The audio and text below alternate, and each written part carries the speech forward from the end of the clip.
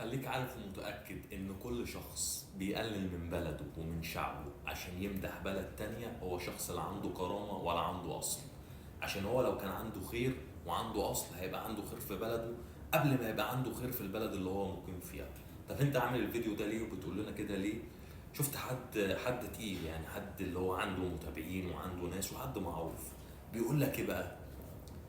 هو بيستخف دمه وعايز يعمل شوية ريتش واقول ايه مش عارف. بيقول لك ان الاشاره ان العربيات في دبي وهي داخله يمين بتدي اشاره يمين وبتخش فعلا يمين. يا راجل انت فاجئتني. يعني المفروض اللي انت بتقوله ده تاخد عليه براعه اختراع. انت جبت الديب من ديل.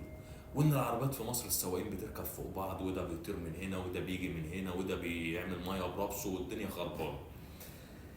المفاجاه بقى والجميل قوي ان انا لما بلاقي حد زي كده لازم اخش اقعد انخرب عنده شويه. فقريت التعليقات اقسم بالله ان كمية اهانات وبستفى من مواطنين في دولة الامارات ومن سعوديين ومن ناس من دول عربية ومن مصريين طبعا. اللي هو انت دمك مش خفيف، يعني انت ما تفكرش اللي انت بتقوله ده حلو.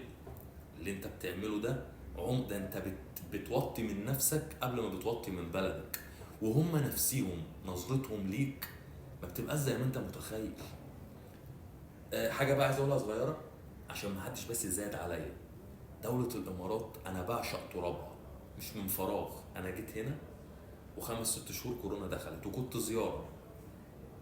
الدولة عملت معانا اللي مفيش دولة، انا بقول شهادة حق اقسم بالله، ولا هو تطبيل ولا هو اي حاجة، بس انا بقول اللي اتعامل معايا انا شخصيا. الدولة دي عملت معانا اللي مفيش دولة عملته مع المغتربين اللي فيها. زيارات اتمدت 6 7 شهور. كل اللي كان بيتعب الباص بيجي ياخده من مكانه يوديه المستشفى يتحجر وي وي وي وي وحاجات كتير. دولة محترمة وشعب راقي. لذلك لما بينزل فيديو زي ده هم ناس عندهم وعي، عارفين هم بيقولوا ايه وعارفين مصر ايه. المشكلة ان العيب مننا فينا. والله العظيم انتوا فاتحين اللي عمال يقلع على الكوتش واللي بيصور الحمامات واللي انتوا جايين يعني انتوا جايين منين؟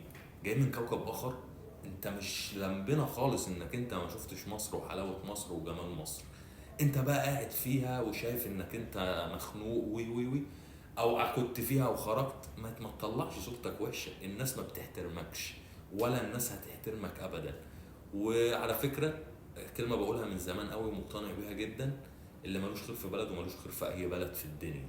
زي ما ذميت في البلد الاصل مصيرك تسيب البلد اللي انت مقيم فيها وتطلع تذم برضه في البلد اللي انت مقيم فيها. فارتقوا شويه وكفايه بقى عشان شكلكم بقى وحش يعني. وبعدين في تراكم في وصول وفي مطارات وفي كلبوش ومصيرك تنزل. يعني ما تفكرش انك انت هتفضل قاعد في الدوله اللي انت مقيم فيها. انت ضيف هتلف لفتك مهما رحت وهترجع. فاهدوا كده واتكوا على نفسكم شويه وبلاش اللي بيتعمل ده عشان كده اوفر. يعني انتوا خليتوا شكلنا في الارض. سلام وباسمع الكلام.